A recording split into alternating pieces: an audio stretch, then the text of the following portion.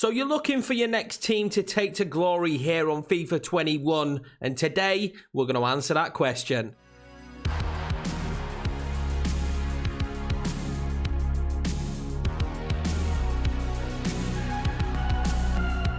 Yo guys, what's going on? This is Yorkiemann here, and today we do answer that age-old question when I get asked a lot over on stream and just in general. Who should I manage next? Who should be my next career mode? What team should I take over? What team should I lead to Champions League and their league glory next? Today, I'm going to give you 4 teams that I think would be perfect for you to take over. Now, with these 4 teams today, we are bearing in mind that we are coming slowly towards the end of the FIFA life cycle, and that these are going to be teams that are going to take you 6, 7, 8 seasons where you use the youth academy consistently and try and push a road to glory. These are going to be teams that you can go in and try and garner instant success within 2 or 3 seasons, similar to the Villarreal save we're doing right now on the channel. And if you haven't checked that out, go check it out. And along with that, make sure to hit that subscribe button. We're on our road to 1K. I would massively appreciate that. Let's see who the first team is. So the first team we've chosen for this one is going to be Lille. I think Lille's a fantastic team for you to take over. Won the French league in real life, but achieving that and replicating it on FIFA is going to be a complete different story. Will be nowhere near as easy. This is a very, very good Lille squad. There is no doubt about it. A team that certainly can compete in the French League 1, but can you compete against the likes of PSG? That is the question you'll have to answer yourself. There's a lot of pace in this team, so it does suit the meta of FIFA. There's also a lot of great young talent in this team that down the line you will make a lot of money on. I would play this myself as a selling club, where eventually you're going to have to let players like Jonathan David, Akone, Bamba, Sanchez, Celik leave. Manningham has left actually in real life. Timothy Weah there on the bench as well, the young American. This is a very good team. It really is.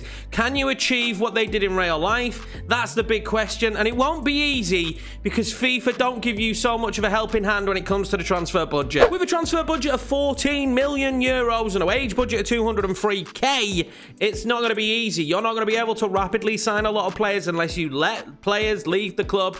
But can you use the exact same squad that Lille used and win the league? That is always going to be the question with this one. I reckon within 2, 3, 4 seasons max, you could be a dominant force here in the French league, considering the amount of great talent you already have that's going to consistently improve.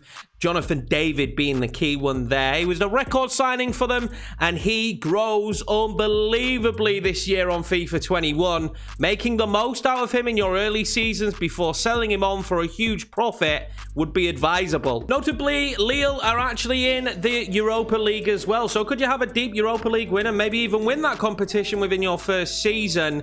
It's certainly achievable with a squad. You're going to have to rotate a little bit, but there's so much youth there to bring forward into the first team, and that is why Lille is our first one on this list. Team number 2 is potentially my favorite on the list for the sheer fact that there are so many questions to answer when it comes to managing Tottenham here. And the initial question is, do you keep or do you sell Harry Kane? That has to be the initial question here. And don't just use him because he's brilliant. Force yourself into these positions.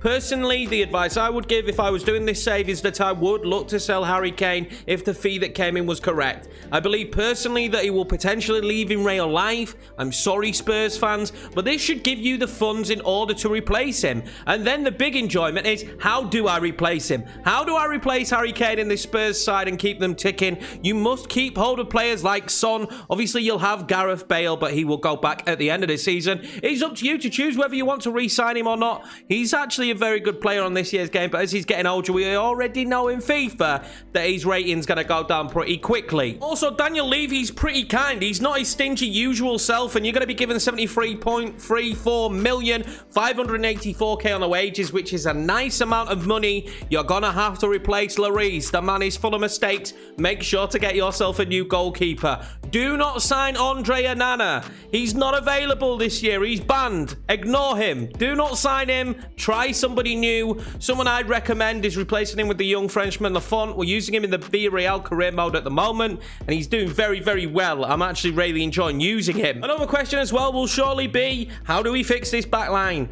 Toby Alderweireld is getting on in age now, and in my opinion, Eric Dyer probably isn't good enough to sit back there. Will you re-sign Vinicius? I believe you should do. And will you get the most out of Steven Bergwijn, who hasn't been utilised correctly? You do have young players in Tanganga and Rondon. I prefer Tanganga as a centre-back, but that is your personal preference. It's an old team, though, in patches. It's not that good of a squad either. There's a lot of strength in depth that you need to get out of this team. I am told that Scala in real life looks like an unbelievable prospect. Maybe you use him as much as possible. I expect in next year's game he will probably have an actual face. But this is the squad, and when you do look at the initial starting 11, it is brilliant, but you sell a couple of those players and the bench is lacking. There's a few decent players on the bench here, but the reserves, they're not very good. And in the past few years, Harry Winks, Sissoko, these players haven't been good enough to help Tottenham achieve a Premier League win, which of course will be the goal of this series if you do choose to take over at Spurs. On to club number 3.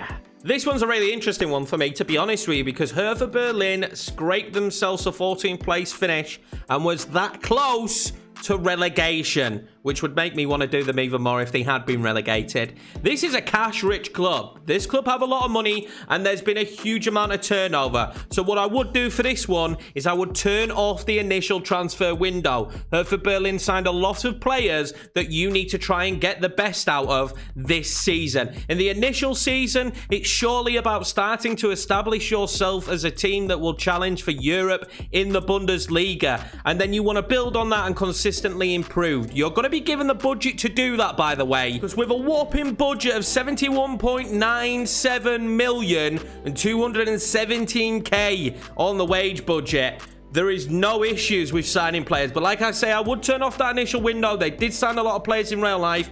See if you can get the most out of them there, assess the squad, and then determine who you want to keep around and who you want to let go. There are some starlets in this team, like Matheus Cunha. The young Brazilian looks brilliant with his silky footwork. Make sure to get the most out of him. Luca Bacchio, Zifuk, Boyata joined the club. Stark, you have a good back line. This is not a bad team, and there's one thing that Spurs don't have. This team has, for its level, a lot of strength in depth. Dilrosun is a rapid. Guendouzi is here on loan. Do you decide to pick him up on a permanent? This team is a very interesting team to play. Deshari Redden is an interesting player as well. Could progress very well if you utilize him correctly and train him correctly as well. Don't forget that strength in midfield, though, allowing Matheus Cunha and Piontek the opportunities going forward in Sami Khedira and Lucas Toussaint. Two very good CDMs, of course. Khedira you will have to replace as time goes on. He isn't the youngest. But there's no doubt in my mind that you can't already, with the squad available to you, try and achieve Europa League football after Season 1 and just build on top of that. That's team number 3, Hertha Berlin. A very interesting one, purely because of the amount of turnover, how badly they did in real life, and just how much money you get for a team that finished 14th. Last but not least, we do have Roma. Now, I was skeptical about putting an Italian team in this, just simply because, I mean, FIFA's getting their ass handed to them when it comes to licensing. PES is certainly dominating the Italian licensing. But I still feel like you can have a good time with this. They're still called Roma, which helps. And also with the use of mods, you can have the badging, you can have the kits in. In fact, I do have the kits in. They just don't show up on this screen. So I would recommend using the realism mod or another mod that allows you to have those graphics if you're on PC. But if not, it's not that big of a change. The team still looks fairly similar in terms of the kit. It's not like a Pimente Calcio that does not look like Juve in any way, shape or form. You're going to be given a relatively handy transfer budget. And the interesting thing about this is Mourinho, the new manager of Roma, maybe you try and replicate the style of football he plays and bring in Mourinho-esque players. It's a good budget, and this squad is a very good squad. I really like the Roma lineup. Yes, there's some older players in there like Edin Dzeko and Mkhitaryan, but Spinazzola looks like a brilliant player, and I expect him to have a good time at the Euros. Karsdorp is quick as well. Mancini, another brilliant player. Veretout, Pellegrini. This team is so good. Cristante as well is a player I would love to use. You have Borja Mayoral. El Shaarawy, I mean, if you can keep him uninjured, he's going to be brilliant for you. Kumbula actually improves massively. And my favourite, he's not even in the team right now, is Zaniolo. The man is a beast. He's going to be a superstar in the future. You can be his tutor to making the best player in the game. He is fantastic. He grows fantastically. He could play on the right side. He could play cam. I'm pretty sure you could retrain him to play up top as well. I really like this squad. This is a very good squad filled with so much talent. There isn't that many changes I would do to this squad straight off the bat to try and improve it. There might be a good backup centre-back, but where Villa is, I would actually probably play Cristante, and I might look for a striker for the future. Because Edin Dzeko isn't getting any younger, even though he's a superb player. And you do have Borja Mayoral, but I would be looking maybe for the future striker, maybe Jesus Ferreira. If you know, you know. Roma, a fantastic save to do. It could take you 2 or 3 seasons to win the Champions League or Serie A with this team, depending on which way you build it. It's just a good side. I would recommend that you do try and play Mourinho-style football. It would be interesting to see what you could achieve playing that kind of pragmatic football. Anyway, guys, that's going to be it for this episode. It was nice to do something different. I will probably look at some different teams in the future and bring you more teams to manage, as well as maybe doing the same with PES. I've really enjoyed making this video. It's made me want to go now and start career modes with these teams. If you do start them, let me know how you get on. I'm always interested to learn how you guys are finding it. Also, on the road to 1K, boys, if you could smash that subscribe button, I would love it greatly. Take care, stay hydrated, it's bloody warm. I'll see you in the next one.